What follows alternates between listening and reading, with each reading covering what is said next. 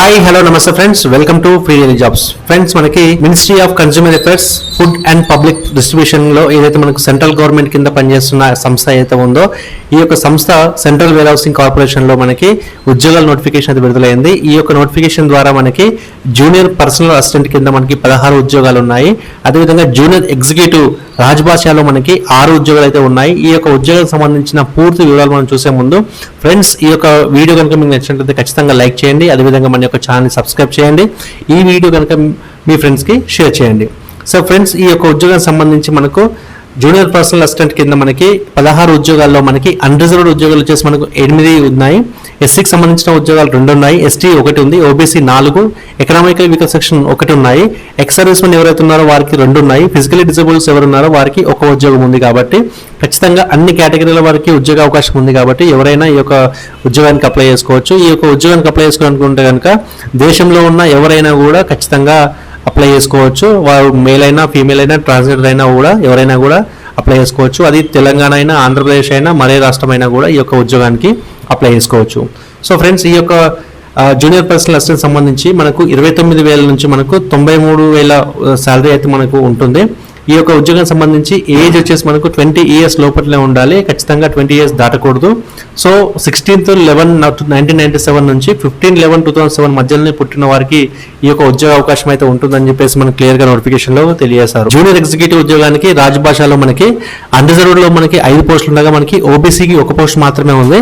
So మొత్తం 6 పోస్టులు ఉండగా వీరికి కూడా 29,000 నుంచి మనకు 93,000 జీతం అయితే ఉంటుంది.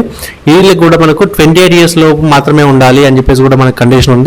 సో ఇంతకుముందు చెప్పుకున్నట్లుగా మనకు 16/11/1997 ఏదైతే ఉందో ఈ యొక్క డేట్ నుంచి 15/11/2007 మధ్యలో పుట్టి ఉండాలని చెప్పేసి కూడా మనకు ఈ యొక్క నోటిఫికేషన్ లో క్లియర్ గా తెలియజేశారు. ప్రొసీజర్ మనం చూసినట్లయితే ఖచ్చితంగా జూనియర్ పర్సనల్ అసిస్టెంట్ కి సంబంధించిన ఉద్యోగానికి మనకు ఆన్లైన్ టెస్ట్ ఉంటుంది. ఆ తర్వాత స్కిల్ టెస్ట్ ఉంటుంది. ఆ తర్వాత టైపింగ్ అండ్ స్టెనోగ్రఫీలో టెస్ట్ చేసిన తర్వాత మనకి డాక్యుమెంట్ వెరిఫికేషన్ అనేది ఉంటుంది. ఈ యొక్క డాక్యుమెంట్ వెరిఫికేషన్ అదేవిధంగా ఆన్లైన్ టెస్ట్, స్కిల్ టెస్ట్ లో పాస్ అయిన ఎవరైతే అభ్యర్థులు ఉంటారో వారికి ఫైనల్ గా మనకు రిజల్ట్ అనేది ఇష్యూ చేస్తారు.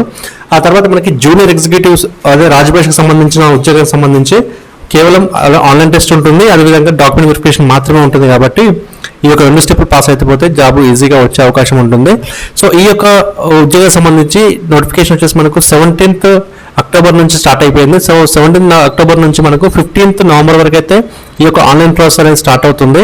సో పేమెంట్ అప్లికేషన్ వచ్చేసి మనకు 17th నుంచి స్టార్ట్ అయిపోయింది. అదే 15th నవంబర్ లోపు క్లోజ్ అయిపోతుంది. కాబట్టి ఈ యొక్క 2 డేట్లను మనం ఖచ్చితంగా అప్లికేషన్ అనేది ఆన్లైన్ లో చేసుకోవాల్సి ఉంటుంది. కాల్ లెటర్స్ వచ్చేసి మనం అప్లికేషన్ చేసిన తర్వాత కాల్ లెటర్ సంబంధించిన ఇన్ఫర్మేషన్ అంతా కూడా మనకు ఎగ్జామ్ డే కు బిఫోర్ 21 డేస్ ముందు అనౌన్స్ చేస్తామని చెప్పేసి కూడా మనకు నోటిఫికేషన్ లో తెలియజేస్తాం. సో ఈ యొక్క ఉద్యోగానికి సంబంధించి ఎలిజిబిలిటీ క్రైటీరియా మనం చూసినట్లయితే ఖచ్చితంగా ఇండియన్ అయి ఉండాలి, లేదంటే సబ్జెక్ట్ ఆఫ్ నేపాల్ అయి ఉండాలి, లేదంటే సబ్జెక్ట్ ఆఫ్ భూటాన్ అయి ఉండాలి. సో ఈ యొక్క క్యాండిడేట్స్ మాత్రమే ఈ యొక్క ఉద్యోగానికి అయితే అప్లై చేసుకోవచ్చు. దీనికి సంబంధించి ఎక్స్పీరియన్స్ అయితే ఖచ్చితంగా లేదు అని చెప్పారు. సో జూనియర్ పర్సనల్ అసిస్టెంట్ సంబంధించిన ఉద్యోగానికి అయితే ఖచ్చితంగా ఏదైనా ఒక డిసిప్లిన్ నుంచి ఖచ్చితంగా గవర్నమెంట్ ఆర్గనైజ్డ్ యూనివర్సిటీ నుంచి గ్రాడ్యుయేషన్ తీసుకోవాలి అని చెప్పేసి చెప్పారు. అదేవిధంగా ఆఫీస్ మేనేజ్మెంట్ లో ఖచ్చితంగా 1 year కోర్స్ అయితే చేసి ఉండాలని చెప్పేసి కూడా చెప్పారు. అదేవిధంగా సౌత్ హ్యాండ్ స్పీడ్ లో మనకి 80 words per minute ఇంగ్లీష్ లో, 40 words per minute ఇంగ్లీష్ లో, టైపింగ్ డిసేబుల్ వచ్చేసి ప్రొఫిషియన్సీగా ఉండాలి, షార్ట్ హ్యాండ్ టైపింగ్ హిందీ ఉండాలని చెప్పేసి చెప్పారు. సో జూనియర్ పర్సనల్ అసిస్టెంట్ సంబంధించిన ఉద్యోగానికి అయితే మనకు ఏదైనా ఒక దాంట్లో గ్రాడ్యుయేషన్ చేసి ఉండాలి. అదేవిధంగా 1 year ఆఫీస్ మేనేజ్మెంట్ కోర్స్ చేసి ఉండాలి. అదేవిధంగా 40 words per minute టైప్ చేస్తూ ఉండాలని చెప్పేసి కూడా మనకు దీంట్లో చెప్పారు.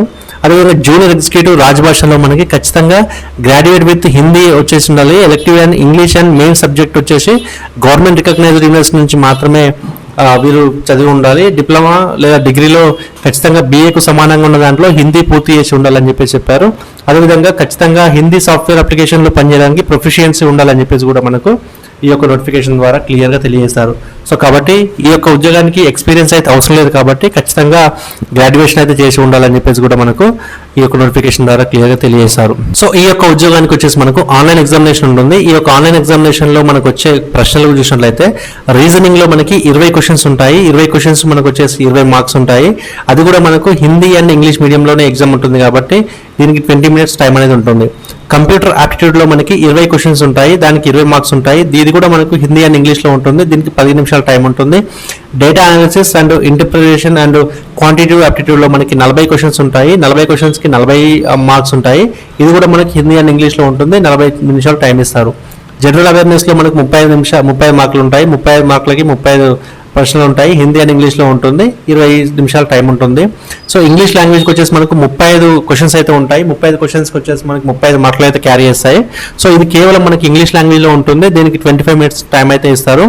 అదేవిధంగా English and comprehension abilities descriptive టెస్ట్లో మనకి 2 క్వశ్చన్స్ అయితే ఉంటాయి, దీనికి 30 మార్క్స్ అయితే ఉంటాయి, అంటే ఒకటి మనకు 15 మార్క్స్ క్యారీ చేస్తుంది. సో దీనికి ఇంగ్లీష్ లాంగ్వేజ్లోనే ఉంటుంది. సో ఇది మనకు 30 మినిట్స్ టైం ఉంటుంది కాబట్టి మొత్తానిగా ఈ యొక్క ఉద్యోగానికి సంబంధించి ఎగ్జామినేషన్ వచ్చేసి మనకు 152 క్వశ్చన్స్ ఉంటాయి, 152 క్వశ్చన్స్కి 180 మార్క్స్ అయితే ఉంటాయి కాబట్టి మ్యాక్సిమం మార్క్స్ 180 ఉంటాయి కాబట్టి దీనికి 2 గంటల 30 నిమిషాల టైం అయితే ఉంటుంది. ఈ యొక్క టైంలోనే మనము మాక్సిమం మార్క్స్ ని అంటే మాక్సిమం క్వశ్చన్స్ ని కంప్లీట్ చేయాల్సి ఉంటుంది. సో ఈ యొక్క ఉద్యోగానికి కట్ ఆఫ్ స్కోర్ కింద మనకి జూనియర్ పర్సనల్ అసిస్టెంట్ కి సంబంధించి మనకు 1:10 కింద మనకి సెలక్షన్ అయితే చేస్తారు. జూనియర్ ఎగ్జిక్యూటివ్ రాజభాషలో వచ్చేసి మనకి 1:3 కింద అయితే సెలెక్ట్ చేస్తారు.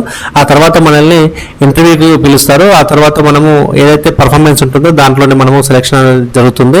కాబట్టి ఈ యొక్క డీటెయిల్స్ని ఖచ్చితంగా చదవండి. సో ఫ్రెండ్స్, మీకు చిన్న సజెషన్, ఈ వీడియోకి సంబంధించి మీరు ఖచ్చితంగా మీకు పూర్తి ఇన్ఫర్మేషన్ మరింత డెప్త్గా కావాలనుకుంటే కనుక ఖచ్చితంగా మీరు అఫీషియల్ నోటిఫికేషన్ చదివిన తర్వాతనే మీరు అప్లై చేయాలి. సో దానివల్ల మీకు ఎక్కువ ఇన్ఫర్మేషన్ తెలిసే అవకాశం ఉంటుంది కాబట్టి సో ఇది నా చిన్న సజెషన్. సో ఈ యొక్క ఉద్యోగానికి మనం అప్లై చేసుకుంటే కనుక ఖచ్చితంగా మన యొక్క ఫోటోగ్రాఫ్ అనేది ఉండాలి, అదొక సిగ్నేచర్ అనేది ఉండాలి, లెఫ్ట్ హ్యాండ్ థంబ్ ఇంప్రెషన్ అనేది ఖచ్చితంగా ఉండాలి. అదేవిధంగా మన యొక్క హ్యాండ్ రైటింగ్ తోటి సొంతంగా రాసిన ఏదైతే మనకు డిక్లరేషన్ ఉంటుందో ఆ యొక్క డిక్లరేషన్ కూడా మనం ఈ యొక్క స్కాన్ చేసి అప్లోడ్ చేయాల్సి ఉంటుంది. కాబట్టి ఖచ్చితంగా ఈ యొక్క 4 విషయాలను ఖచ్చితంగా గుర్తుపెట్టుకోండి. సో ఫ్రెండ్స్, ఈ యొక్క ఎగ్జామ్ సంబంధించి మనకు అప్లికేషన్ ఫీజు చూసినట్లయితే ఎస్సీ, ఎస్టీ, అదేవిధంగా ఫిజికల్లీ డిజేబుల్, అదేవిధంగా ఎక్స్ సర్వీస్మెన్ క్యాండిడేట్స్ ఎవరైతే ఉంటారో, అదేవిధంగా ఉమెన్స్ క్యాండిడేట్స్ ఉంటారో వారందరూ కూడా అప్లికేషన్ ఫీ అయితే లేదు, కానీ ఇంటిమేషన్ ఛార్జెస్ కింద మనకు 500 రూపీస్ అయితే ఉంటుంది. సో మొత్తానికి వీరు 500 రూపాయలు అయితే పే చేయాల్సి ఉంటుంది. అదేవిధంగా అదర్ క్యాండిడేట్స్ ఎవరైతే అన్రిజర్వ్డ్ కానీ, ఈడబ్ల్యూఎస్ కానీ, ఓబీసీ కేటగిరీ క్యాండిడేట్స్ ఉన్నారో వారందరూ కూడా 850 రూపాయల అప్లికేషన్ ఫీ కట్టాలి. అదేవిధంగా ఇంటిమేషన్ ఛార్జెస్ కింద 500 రూపీస్ కట్టాలి. కాబట్టి మొత్తం 1350 రూపాయల అప్లికేషన్ ఫీ అయితే పే చేయాల్సి ఉంటుంది. ఈ యొక్క విషయాన్ని ఖచ్చితంగా గుర్తుంచుకోండి. సో ఫ్రెండ్స్, ఇది మనకు ఈ రోజు నోటిఫికేషన్. మళ్ళీ ఒక నోటిఫికేషన్ మళ్ళీ కలుద్దాం. అందరూ సెలవు, నమస్తే.